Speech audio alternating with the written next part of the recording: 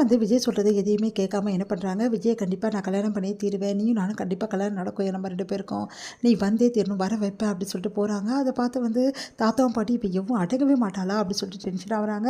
அடுத்து வெண்ணிலா ஃபோன் பண்ணி இந்த மாதிரி நீ கல்யாணத்துக்கு வரலன்னா, ஒருவேளை என்னை கல்யாணம் பண்ணிக்கலன்னா நாளைக்கு காலையில் நான் வந்து இந்த உலகத்தில் இருக்க மாட்டேன் அப்படின்னு சொல்கிறாங்க.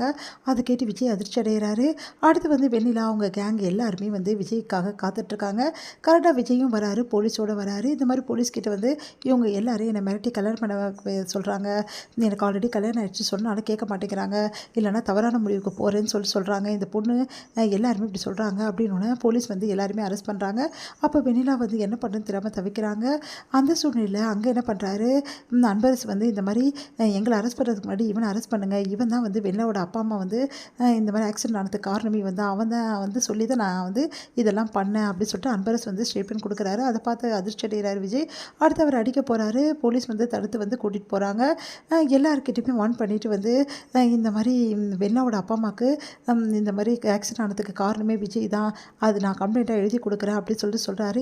இந்த போலீஸ் கேஸ்லேருந்து நீ தப்பிக்கணும்னா நீ வெண்ணிலாவை கல்யாணம் பண்ணிக்கிட்டா நான் வந்து வாபஸ் வாங்கிடுறேன் அப்படின்னு சொல்லிட்டு சொல்கிறாரு.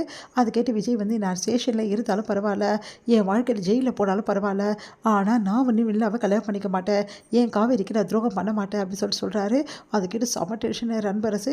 அப்போது நீ ஜெயிலில் தான் இருக்கணும் அப்படின்னோடனே உங்களையும் தான் சார் நாங்கள் அரெஸ்ட் பண்ணுவோம், ஏன்னா நீங்களும் தானே இதுக்கு காரணம், அதனால் நீங்களும் இருங்க அப்படின்னு சொல்லிட்டு 2 பேருமே வந்து உள்ளே தள்ளுறாங்க.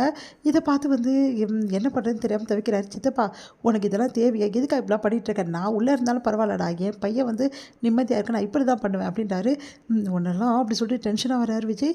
இங்கே வந்து என்ன பண்ணுறாங்க, செம்ம டென்ஷனாக இருக்காங்க. நம்ம வந்து காவேரி இதெல்லாம் கேள்விப்பட்டு நியூஸ் எல்லாம் பார்த்துட்டு செம்ம டென்ஷனாக வந்து கிளம்பிட்டுருக்காங்க. அப்போ வந்து அவங்க அம்மா வந்து எங்கடி கிளம்புற அப்படின்றாங்க.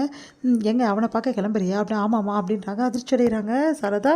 போகக்கூடாது காவேரி அப்படின்னோடனே நான் போவோம்மா அப்படின்னோடனே ஒன்றும் புரியல சாரதாக்கு. என்ன காவேரி என்ன பேசுன்னு தெரிஞ்சுதான் பேசுகிறேன், நல்லா தெரிஞ்சுதாம்மா பேசுகிறேன்.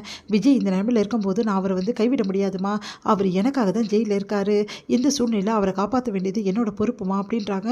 அதை கேட்டு செம்மையாக டென்ஷன் ஆகிறாங்க சாரதா.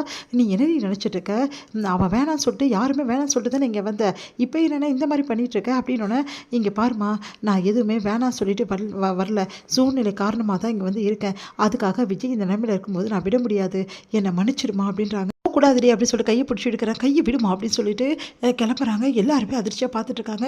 என்னடி அம்மா இவ்வளோ சொல்கிறாங்க, நீ ஏன்டி கிளம்புற அப்படின்னு சொல்லிட்டு கேட்குறாங்க. சாரிக்கா எனக்கு வேறு வழி தெரியல, விஜய் அந்த நிலைமையில் இருக்கும்போது நான் இங்கே இருக்க முடியாதுக்கா, அவரை வெளியே எடுத்தே ஆகணும், அவர் பாவம்க்கா, அவர் எந்த தப்புமே செய்யலை, தப்பு செய்யாது, அவர் ஏன் கதன்னு அனுபவிக்கணும் அப்படின்னோடனே, கரெக்டு தான் நீ சொல்கிறது, ஆனால் அம்மாவுக்கு பிடிக்கலன்னும் போது நீ என்னடி பண்ணுறது, பாருக்கா யாருக்கு பிடிக்குது யாருக்கு பிடிக்கல யோசிக்கிற டைம் இது இல்லைக்கா, இப்போ விஜய் ஆபத்தில் இருக்காருக்கா, நான் காப்பாற்றியே ஆகணும்.